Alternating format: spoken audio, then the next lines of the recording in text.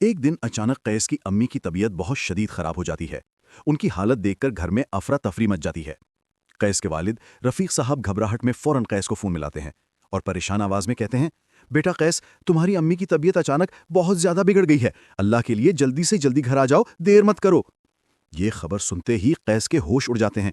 वो बेचैनी से फौरन अपना काम छोड़ देता है, लैला को ऑफिस से साथ लेता है और तेजी से गाड़ी चलाते हुए घर पहुंचता है। घर पहुंचकर वो अपनी कमजोर और बीमार अम्मी को एहतियात से सहारा देकर गाड़ी में बिठाता है और बगैर एक लम्हा जाया किए उन्हें करीबी अस्पताल ले जाता है। अस्पताल पहुंचते ही इमरजेंसी में डॉक्टर को बुलाया जाता है। डॉक्टर सूरत हाल की संगीनी को समझते हुए फौरी तौर पर मुआयना करता है और बिला ताखीर इलाज शुरू कर देता है।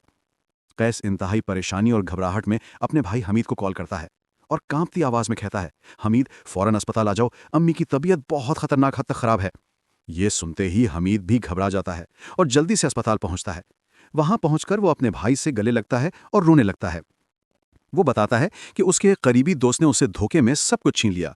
फैक्ट्री मुकम्मल तौर पर बंद हो गई और अब उसे अपनी तमाम गलतियों और नाफरमानियों पर शदीद अफसोस और निदामत है।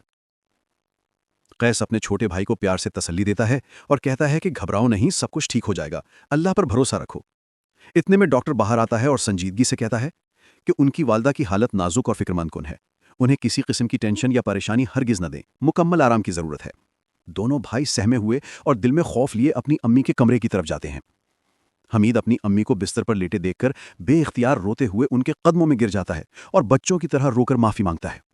रफीक साहब सख्त लहजे में कहते हैं, हमीद तुमने कभी एक बार भी नहीं सोचा कि तुम्हारे बूढ़े और कमजोर माँ बाप कैसे अकेले जिंदगी गुजारेंगे। तुमने सिर्फ अपनी बीवी की बातों में आकर सब रिश्ते तोड़ दिए।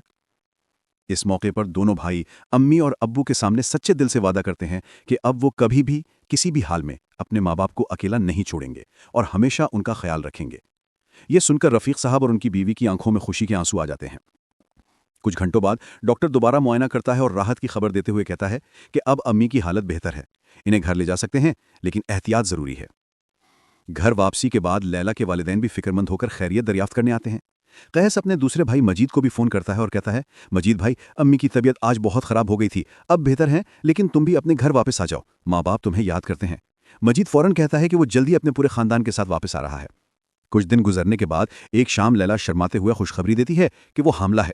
ये सुनते ही घर में खुशी की लहर दौड़ जाती है और सब बहुत खुश होते हैं। अचानक दरवाजे पर जोर से दस्तक होती है। दरवाजा खोलने पर मजीद अपनी बीवी, बच्चों और बहन नुदरत के साथ मुस्कुराते हुए खड़ा होता है। सब लोग खुशी और जज्बात से भरकर एक दूसरे से गले मिलते हैं, रोते हैं और हंसते हैं। नुदरत मोहब्बत से मजीद से कहती है कि वो चाहती है कि मजीद के बेटे की शादी उसकी बेटी सिद्रा से हो। ये खानदान को मजीद मजबूत बनाएगा। मजीद और उसकी बीवी खुशी खुशी इस रिश्ते के लिए राजी हो जाते हैं। इसी खुशी के माहौल में अचानक लैला तकलीफ से कहती है, मुझे फौरन अस्पताल ले चलें, मेरे बच्चे की वलादत का वक्त आ गया है। ये सुनकर सब लोग खुशी और घबराहट दोनों महसूस करते हुए जल्दी से अस्पताल पहुंचते हैं। कुछ घंटे इंतजार के बाद डॉक्टर मुस्कुराते हुए बाहर आता है और खुशखबरी देता है, मुबारक हो, कैस साहब का एक खूबसूरत और सेहतमंद बेटा हुआ है। कैस खुशी से फूले नहीं समाता और जज्बात से भरकर सबको यह खबर सुनाता है। सब लोग खुशी से झूम उठते हैं और एक दूसरे को मुबारकबाद देते हैं।